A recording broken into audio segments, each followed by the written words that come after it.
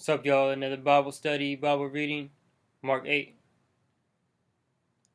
In those days, when there was again a large crowd and they had nothing to eat, Jesus called his disciples and said to them, I feel compassion for the people, because they have remained with me now for 3 days and have nothing to eat.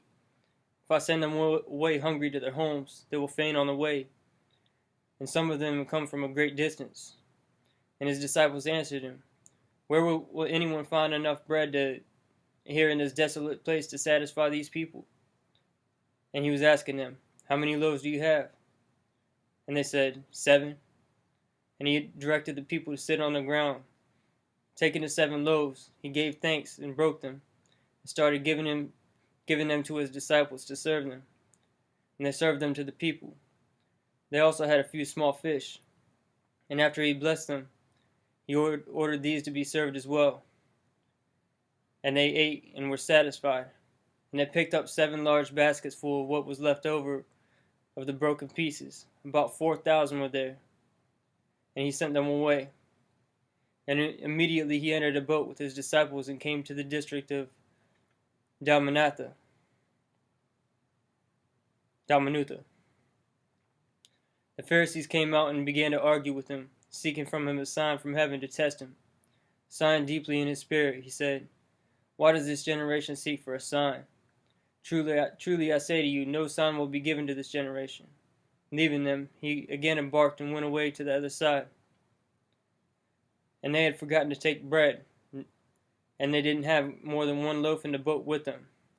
And he was giving orders to them, saying, Watch out, beware of the leaven of the Pharisees and the leaven of Herod. They began to discuss with one another the fact that they had no bread. And Jesus, aware of this, said to them, Why do you discuss the fact that you have no bread? Do you not yet see or understand? Do you have a hardened heart? Having eyes, do you not see? And having ears, do you not hear? And do you not remember when I broke the 5 loaves for the 5,000? How many baskets full of broken pieces you picked up? They said to him, 12. When I broke the 7 for the 4,000? And how many large baskets full of broken pieces did you pick up? And they said to him, 7. And he was saying to them, Do you not yet understand? See, the bread of the Pharisees and Herod, he was referring to their teachings, their doctrines. And they came to Bethsaida, and they brought a blind man to Jesus and implored him to touch him. Taking the blind man by the hand, he brought him out of the village.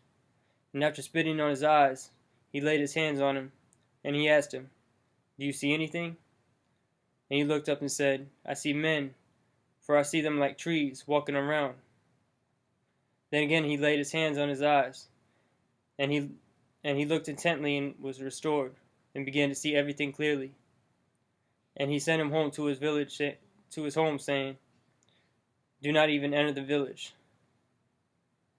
Jesus went out along with his disciples to the villages of Caesarea Philippi. And on the way he questioned his disciples, saying to them, Who do people say that I am? They told him, saying, John the Baptist, and others say Elijah, but others one of the prophets. And he continued questioning them, But who do you say that I am? Peter answered and said to him, You are the Christ. And he warned them not to tell anyone about him. And he began to teach them that the Son of Man must suffer many things and be rejected by the elders and the chief priests and the scribes and be killed, and after 3 days rise again. And he was stating the matter plainly.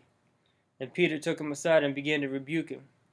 But turning around and seeing his disciples, he rebuked Peter and said, Get behind me, Satan, for you're not setting your mind on God's interests, but man's. See, Satan was working through Peter. And he summoned the crowd with his